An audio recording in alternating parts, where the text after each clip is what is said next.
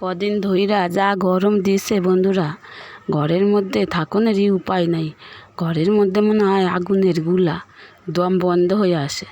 এই দেখেন, তাই আজকে একটু ঘুরতে বেড়াইছি।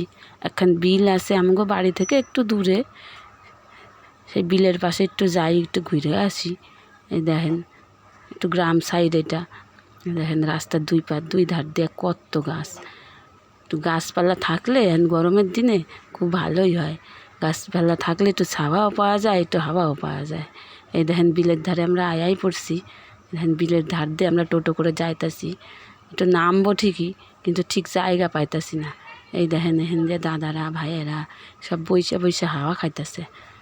আমরা একটু জল যেখানে কম সেখানে নামবো। এই দেখেন এই দিকটা একটু জল কম আছে। বাবান যা দুরন্ত, জলের ধারে তো যাওয়ান যাইব না। এই দিকটায় পেনাকুচুরিতে ভর্তি। এই দিকটা একটু বসবো। এই দেখেন একটু হাওয়া টাওয়া খাইয়া একটু পরে আবার চলে যাবো বাড়িতে। এই দেখেন এদিকে বাবান আজকে কত খুশি হয়েছে, ফাঁকা জায়গা পাইছে। এই দেখেন দৌড়ায় দৌড়ায় বেড়াইতেছে, লাফায় লাফায় একবার সিঁড়ি দিয়ে ওঠে আর একবার সিঁড়ি দিয়ে নামে। বাচ্চাকেও মনে হয় একটু ঘুরতে বেড়াতে যাইতে।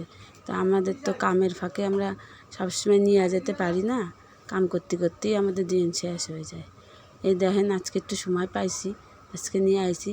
আজকে বাবান কি খুশি হয়েছে, দেখেন কি আনন্দই না করতেছে।